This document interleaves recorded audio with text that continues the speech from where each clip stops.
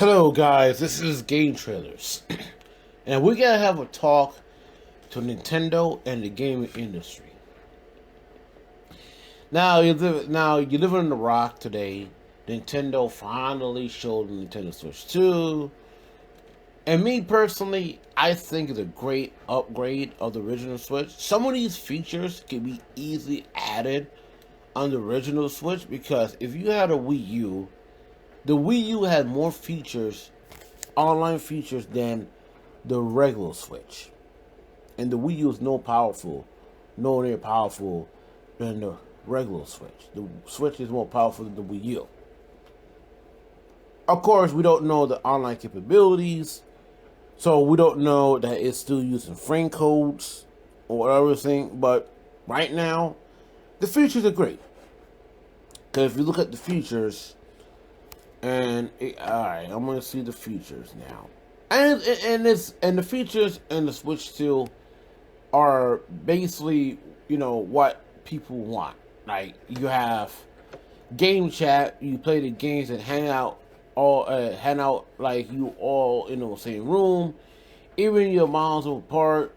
So and it has a camera, so we all could play the game and we can see each other in the screen. That's cool. Then you have, of course, game share. We don't know about game share. We gotta sit down to talk about this in another time with this DRM crap that they trying to do. Hey, everybody needs to apologize to Don Matrick and Xbox in 2013.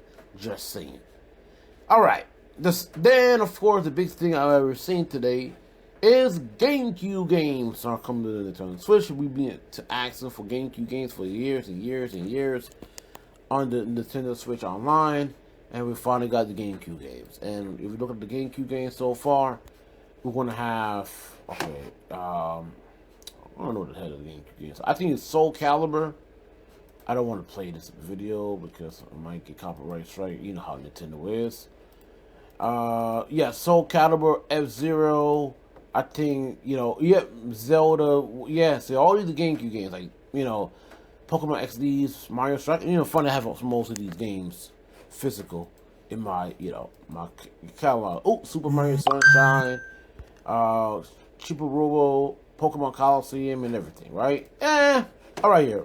See, Zelda, Windmaker, F-Zero, Soul Calibur 2. So, that's cool. GameCube games finally come to the Switch. So the game cheer and the game chat is cool. Of course, the game chat is an anti-consumer thing, especially the virtual card. That's another thing. It's anti-consumer. They didn't really show a lot of first-party games, but to this day, they're going to show a lot of third-party games, and they did. Finally we got Split Second. That's coming launch date. Finally, because It Takes Two on the Switch run like ass. So I'm glad this game is only on the Switch too. Street Fighter 6 is a good thing. It's digital only. Borderlands 4 is good. Cyberpunk is not digital only, but it's also coming to the Nintendo Switch. And of course, the big one is Final Fantasy 7 remake. That's coming to the Switch before the Xbox version come out. That's crazy. Then, of course, third-party developers like NBA 2K coming and WWE 2K coming to Switch. All these games from the Human Flat 2. Kazuma Path of the Godness, that was an Xbox game. Not Xbox, you know me. It's in Game Pass. Wild Hearts S, that was like a Monster Hunter clone. A Rune Factory. Fast Fusion, the same people who made the Fast game on the Wii U and I think on the Switch. I'm glad they're making another game. Fortnite. And of course my thing was, Madden is finally come back to the Switch. Yay! And EA Sport FC. That's on the Switch still.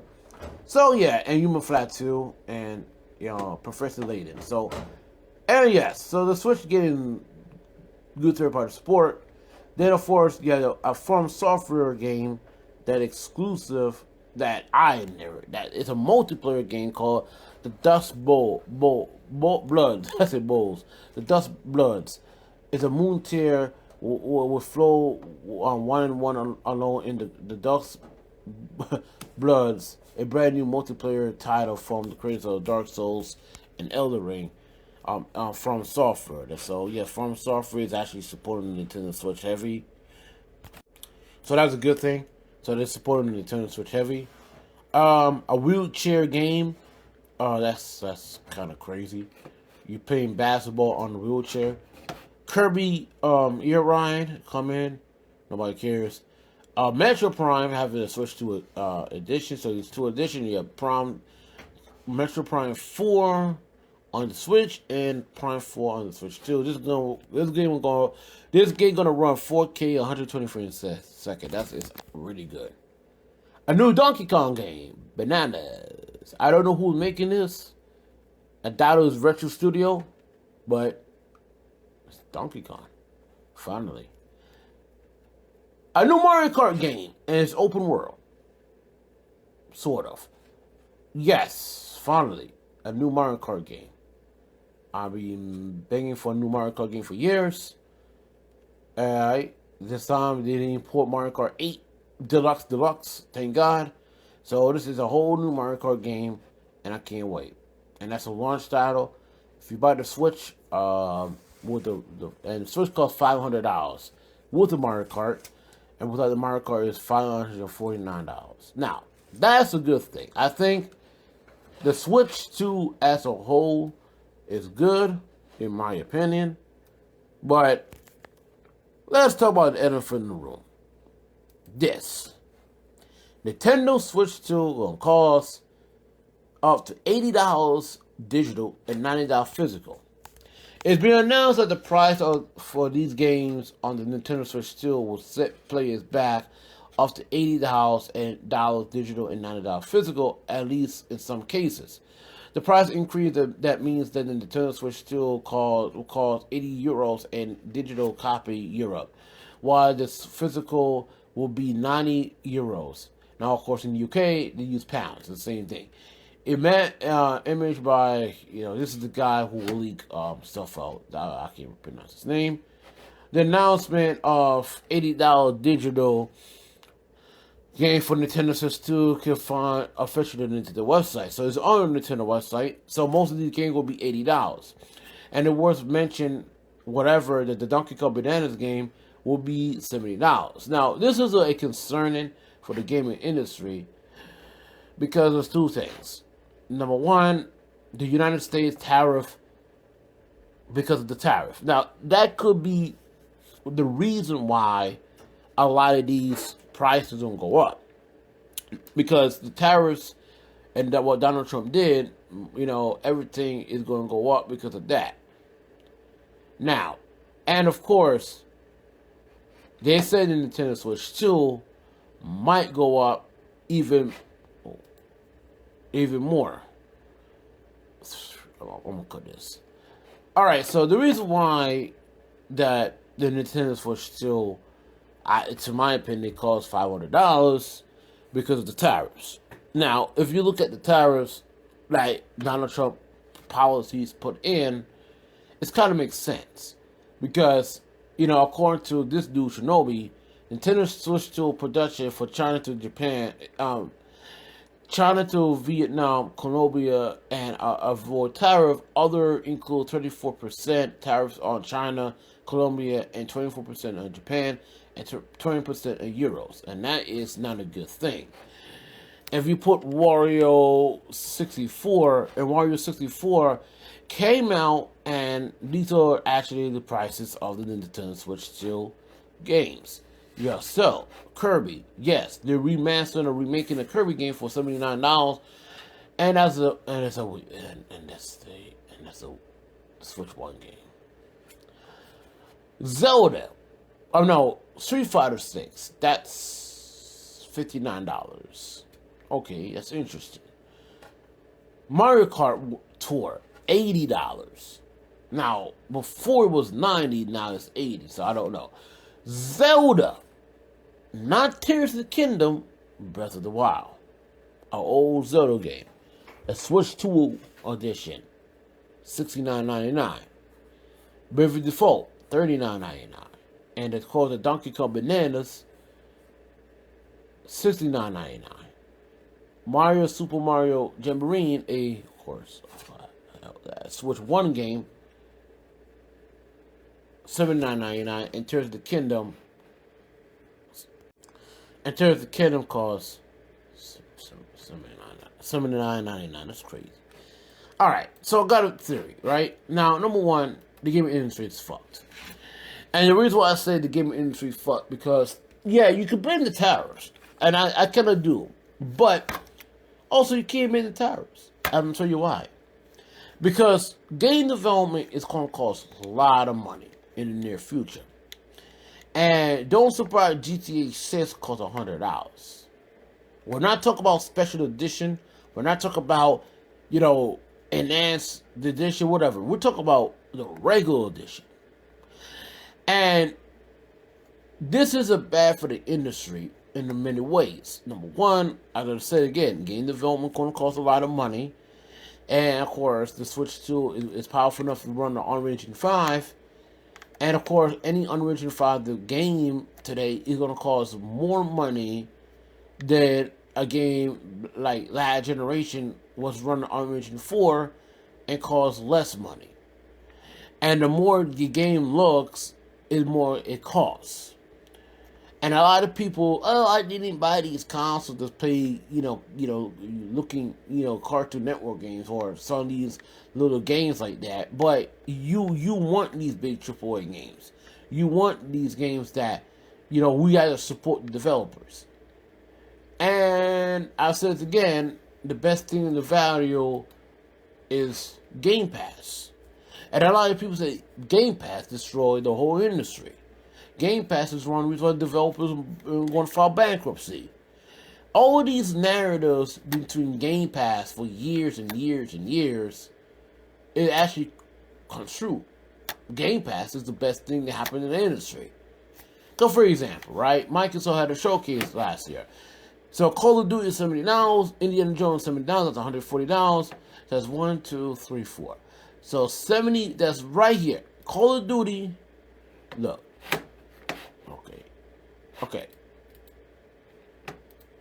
Okay, so Call of Duty, Indiana Jones, Gears Eden, and Doom, and this. That's 1, 2, 3, 4. That's $280. Oh, no. So Call of Duty, Indiana Jones, Gears Eden, Doom Dark Ages, Avowed, Flight Sim, and Stalker 2. That's 1, 2, 3, 4, 5, 6, 7. That's seven games, right? And both games cost $70. That's almost what? 7 times 7 is $490. And we're not talking about Perfect Dark Fable. So this is $30.99. Alright, forget that. So 1, 2, 3, 4, 5, 6, 7, 8. That's what people tell me that. 8, 9, 10 games. That's almost $700 on a AAA game. And you only pay $20 a month. That's why Game Pass is the best thing in the industry. This is bad. And yes, you could blame the tariffs, don't get me wrong. But even you don't blame the tariffs, the game production will cost a lot of money. And the more production and the more these Unreal Engine games comes out, next generation, even if, let's say, Donald Trump is not the president in the next 2-3 years down the line, and the tariffs go down, and everything back to normal, this will be standard.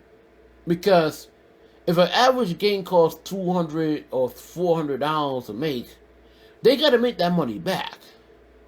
And if they don't make that money back, that's where studios going to close down, everything's going to close down, and who's going to blame?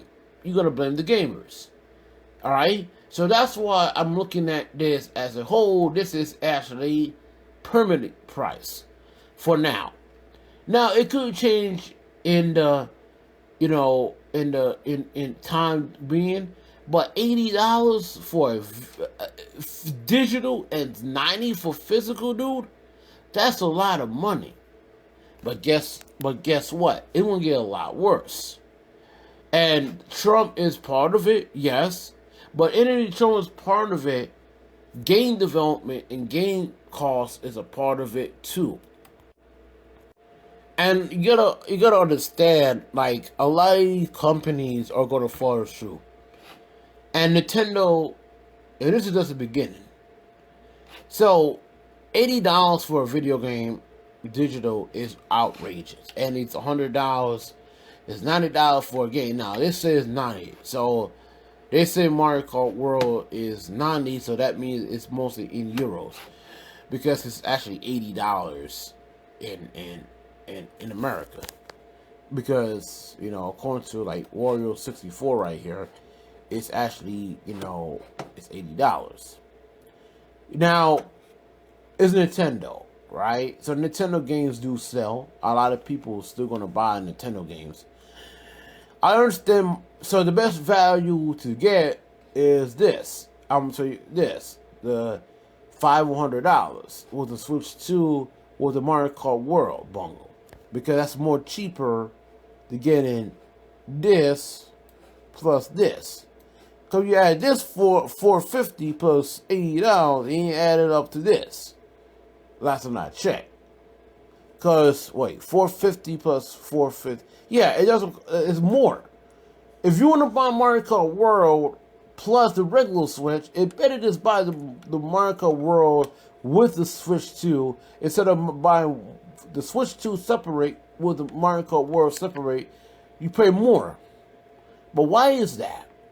Because of the tariffs. That's why. Nintendo actually basically you're saving money. Because I think a lot of people are going to buy this one over this. But either way, right? In conclusion, right? Yes, it's bad. I am not defending this. Nobody's not defending it. This is absolutely outrageous. This is almost $80 for a video game. And it's almost $100. Imagine GTA 6 comes out to there. It's probably going to be $120 for a video game. And it's going to get worse and worse to the point that Game Pass actually makes sense. This generation, or probably in the next generation, it's not about exclusives. It's about which console value you banner up for your buck. And not only that, which console banner your buck, exclusives are going to get less and less and less. Yeah, Nintendo have exclusives like Mario Kart and the Donkey Kong, but I'm talking about third-party exclusives.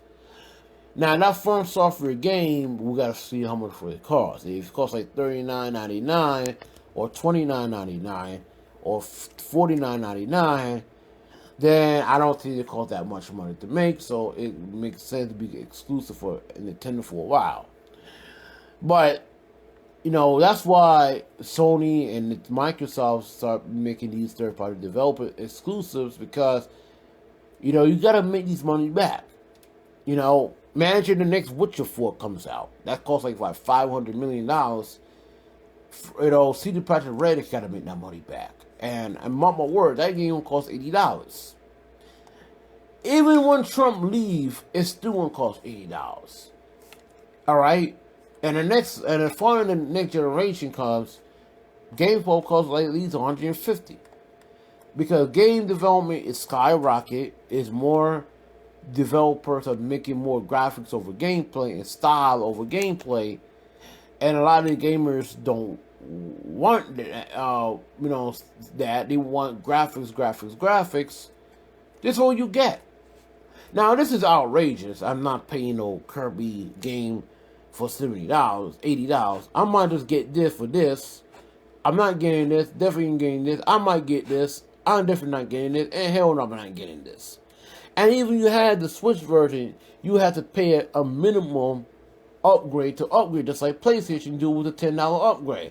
Meanwhile, Xbox do it for free. So in conclusion, man,